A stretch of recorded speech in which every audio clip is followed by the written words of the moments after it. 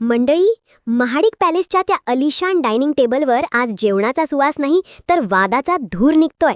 विचार करा, ज्या हातांनी इंद्राला लहानाचं मोठं केलं, ज्या आईने त्याच्यासाठी पंचपक्वान्नांचं ताट सजवलं होतं, त्याच आईच्या कष्टाची किंमत इंद्राने एका साध्या स्टीलच्या डब्यासाठी शून्य केली. बापरे, मालती देवींचा तो अवतार तर बघा, रागाने लालबुंद झालेला चेहरा आणि डोळ्यातलं ते संतापलेलं पाणी.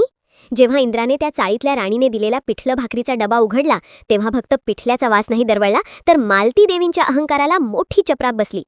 भूक अन्नाने भागते, अहंकाराने नाही. इंद्राचे हे शब्द म्हणजे मालती देवींच्या काळजावर चालवलेली सुरीच होती जणू.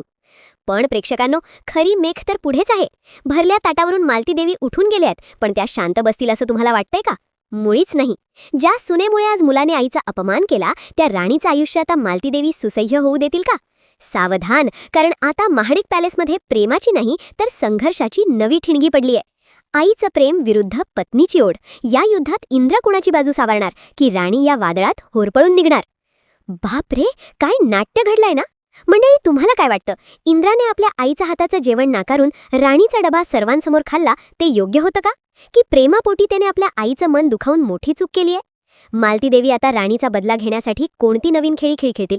तुमचं मत आम्हाला कमेंटमध्ये नक्की सांगा. हा व्हिडिओ आवडला असेल तर लाईक करा, शेअर करा आणि अशाच चटपटीत अपडेटसाठी आपल्या चॅनलला सबस्क्राईब करायला विसरू नका. पाहत रहा पुढे काय होतंय ते. पुढचा भाग नक्की बघा, कारण खेळ आता कुठे रंगायला लागलाय.